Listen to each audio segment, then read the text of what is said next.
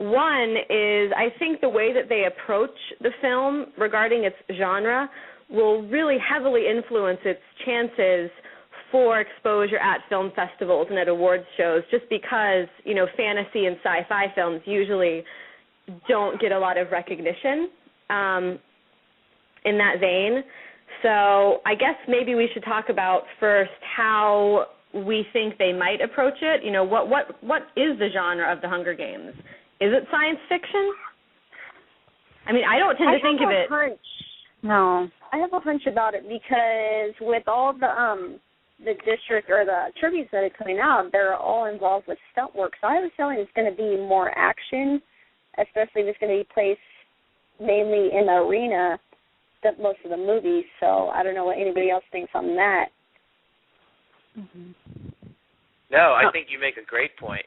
I mean, they're making such a point. Go ahead. Yeah, sorry, go ahead. I was going to say, ahead. from the science fiction angle, there is the sci-fi aspect of you get to the Capitol, especially when they're waiting to enter the games, and it's like there are these force fields, and the food is right there, which is pretty good room service, I thought, by the way. And you have all these technical gadgets, but I just don't see this as a sci-fi drama either. To me, this is a human story, a gritty, dramatic. I'd almost compare. I mean, I guess you could call Blade Runner a sci-fi dystopian type story, but I think it's more of just like a future. I don't know what is that genre. What do you doomsday film? Maybe you call it that, Dystopia. or just a gritty drama. Let me ask Natalie, because Natalie, you are from Crushable. You guys make a living out of defining everything from purses to movie genres. So what do you think about this?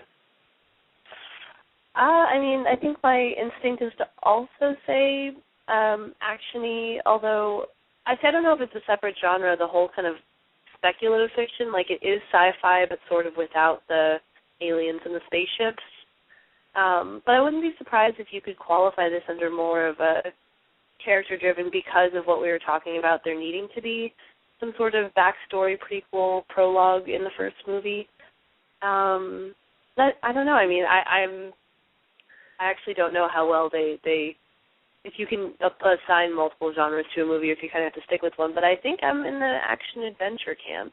But I wouldn't be surprised if they did, like X-Men just released character-specific trailers, and Jennifer Lawrence is in that. She's playing the young Mystique. I wouldn't be surprised if they tried to push the character-driven angle by doing character trailers in the months leading up to the film. But yeah, I think I'm just echoing everyone else right here. There's a lot of echo, and we're all agreeing. I think that there's a strong statement being made here and reverberating from District 12 to the Capitol that this is an action-adventure film. So I think, also they're really making a point of casting extremely talented actors who can handle heavier drama. So I feel like it definitely will have a very action-adventure vibe to it. But, I don't think that they're going to shy away from emotional moments, just because, I mean, with someone like Jennifer Lawrence, who's so brilliant, she can absolutely handle that sort of thing. So I think it will be sort of action-adventure, but infused with some really beautiful, dramatic moments. I agree completely, Savanna. I think it's going to be, they have to hype the drama up. I mean, the action up. They have to make sure because this is a film. We need, Suzanne's words were enough. We could all, imagine this in our heads, but, for the film, they will make sure that these scenes are big, the action scenes are big, and they will make them dramatic. But the human story has to be there. And the human story of these characters and, what they're going through, we need to feel for Katniss. We need to feel for what she's going through, and not just her, but, the other tributes as well, so that we can understand, we need to be reminded this is all happening on a screen. We're watching this, and these are real people.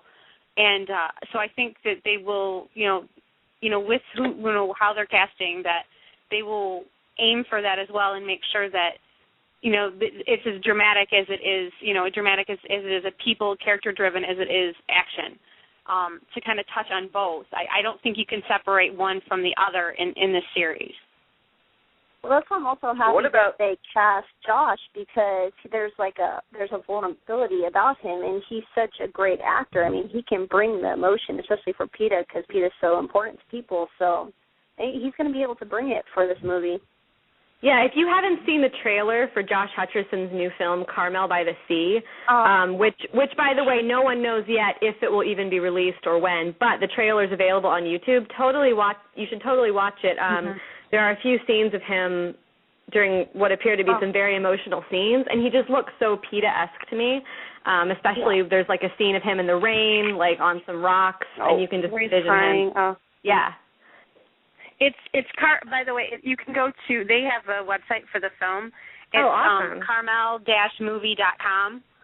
And then if you type that in, the trailer's right on the page. And it also has some really, we put some of the stuff up on our site on Down with the Capitol, but there's discussion of the other cast in there, and there's another video of where they talk about the background where Josh actually made the crew cry in one scene. Wow. So it's, I so hope, at least, even if the DVD, I still want to see this film because it looks amazing.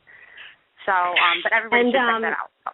Rebecca, our friend Rebecca in Portland, actually just brought up a great point over Twitter. We need to remember that Gary Ross is the director, and in the films that he's directed so far, those films have been very character-driven and emotional, like, Seabiscuit and Pleasantville. So with him sort of helming the film, I think we can expect to see a lot of that. Yeah, I also like that other comment that Rebecca made that was cracking me up. She said Hunger Games is totally Blade Runner / Dune / Wizard of Oz on crack.